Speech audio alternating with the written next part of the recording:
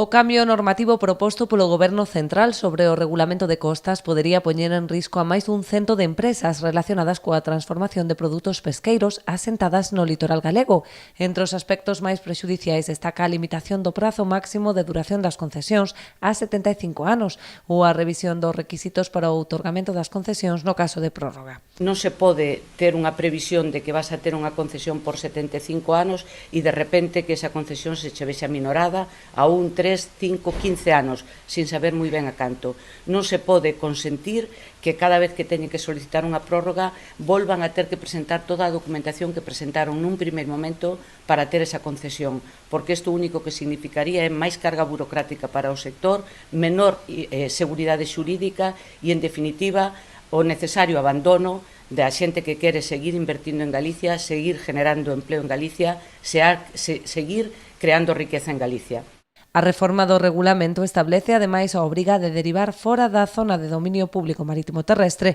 aquelas actividades que poidan desenvolverse noutro lugar. Aínda que podería ser viable técnicamente, implicaría un encarecemento da produción e consecuente perda de rendibilidade de moitas empresas. Segundo a conselleira do Mar, esta situación tradúcese nunha total inseguridade xurídica non só para as propias empresas, senón para todo o sector productivo que depende da súa actividade, como mariscadores e bateiros. Estamos falando de unha posible afectación a como minimísimo 100 empresas do sector que poden ser depuradoras, concederos, industrias de conserva, é dicir, ataca directamente a liña de flotación do noso sector. Temos que pensar que toda a produción de mexillón, toda a produción de ameixa e berberecho ten que pasar por as depuradoras ou ben pola industria de transformación ou ben polos cocedeiros. Si estas empresas non teñen a suficiente seguridade xurídica para continuar ca súa actividade aquí en Galicia, pois se vería seriamente comprometida a posibilidade de poñer no mercado os produtos de todas as mariscadoras, de todos os mariscadores, de todos